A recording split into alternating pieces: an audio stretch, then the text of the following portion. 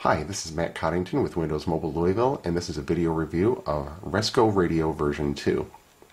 I'm running Resco Radio on my HTC Touch Pro 2, so as you can see they've skinned version 2 here nicely to fit onto the WVGA screen, and it's a very finger-friendly skin. You can see there's 14 presets, and so for this review I've gone and added several presets, some of that I've not even really listened to yet, but just wanted to show that there's 14. And then you see the player down at the bottom. Now if I rotate into landscape mode, which is frequently how I will listen to streaming music when I'm at work, so I just tilt up my screen, and this is also going to allow for me to zoom in a little closer so that we can see in the landscape mode.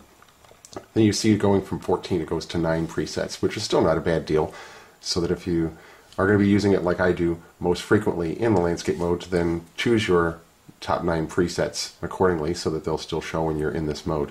Not that it's hard to go down to all stations and choose from the very finger-friendly menu of the variety of stations that they have. They update this database quite regularly of the stations, the preset stations that they have. So for instance, if I go to one that I like to use a lot, Soma FM, then you can see that there's numerous stations that are in there in Soma, and if for some reason if a station is added, deleted, changed, whatever the case might be, then they're going to update that database accordingly. And up near the top you can see there's favorites as well as my radios. The favorites, any of these, if I go to, say, just the countries here for a moment, and if I tap and hold on it, then I can add it to favorites, and now when I go back, then it's going to be added along with the others that I've added to the favorites. So again, so that when you're out at the player, and if you didn't have it in the preset, you can access those favorites or those other stations fairly easily. Speaking of adding a station, I'll show how that you can import a station. Once you're out here to the stations list, where it says new down here, I'll go to new, and then you can import a file, or you could add a new radio. I'll go to new radio for a moment, and you'll see that you could end up entering in, you could choose a new one of the categories, put in the title, put in the URL, and then when you're done, then that station is going to be added. The only caveat to that is make sure that it's a station that is supported by the device. I've learned that where I've tried to add a station and realized that that particular stream was not supported by Pocket Radio. Now, if I go again to new and say import, I'll show how I can bring in a PLS file. You see it says to get an M3U or a PLS file, you just go to Radio's webpage and save the target as. So I did that for a station from Shoutcast. So I'm going to go to my storage card where I saved this, and not the right folder there. Let's go back to storage card and my documents. There it is, Tri-Rock Radio. And so now, if I go back to my radios, there's Tri-Rock Radio. You'll see that it doesn't have, it's grayed out for the bit rate, but I can go on into the settings here, go into the properties, and I can make some adjustments. So it's in the My Radios section, and the title is Tri-Rock Radio. If I want to give it a name for a preset, then I put it in the short title. So I'm going to say short title is just rock, and the format I know is MP3, and the bit rate I know is 128, and I just happen to know that. Now in the comments too, I could go ahead down in the comments and say I'll put Matt Rock, just for the fun of it. Just say Matt Rock. Now I'm done. So now you see it says Matt Rock down in the comments and has the 128 bit rate. Now if I go on out to the presets and I say, okay, now I want to just take this one and I'm going to tap and hold, I can choose from any of the lists. I'm going to go to my radios and add the Tri-Rock. Now you see it just says rock. And now when I hit play, then it's connecting. And voila.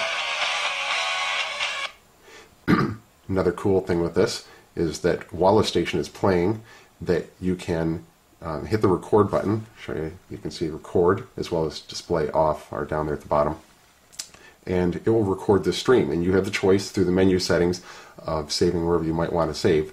And obviously, I choose storage card. So I'll show as an example. I'll just do this is a preset that I have. This NOAA weather radio for Louisville. I always like having this on any of these streaming stations. Okay.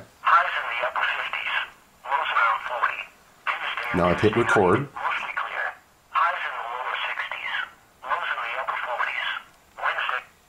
Okay, And by default, it wants to know if you want to name the file. You can change that in the settings to say, never mind, you don't have to remind me for that. And it's going to save it to the storage card, my documents. So now I'll just show you, if I go on out to, using Resco Explorer here, I'll go out to my storage card, my documents. Then, I think it's right here. Yes, here's the stream.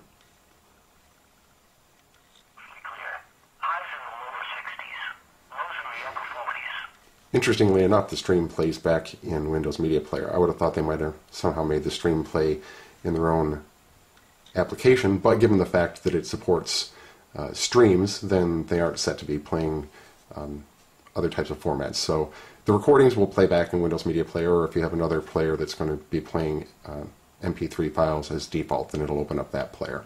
That's just a handy feature if you want to be able to record something you're actively listening to, or if you go to the menu, you can choose a scheduler and schedule the time for a recording, as well as the sleep mode is kind of handy as well.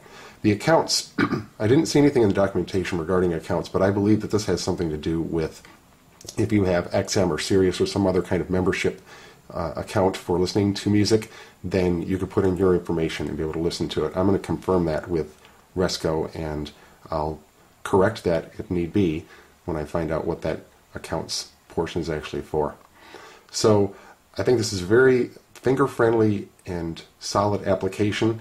One thing I do wish that they had, while you can add stations and you can import files, I wish that there was a search feature to it. That would be wonderful if there was a capability for you to actually just search online for stations as well. I know that they've got an extensive database of streams to listen to, but it would be nice if you could actually search for some as well, similar to when you're in one of like an RSS podcast type of application and you can search for particular things, and it'd be nice to have that feature.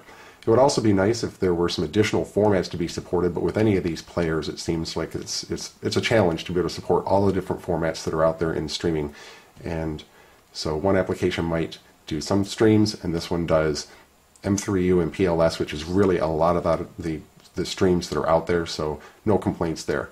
Pocket Radio version 2, it's quite solid. This is Matt Coddington with Windows Mobile Louisville.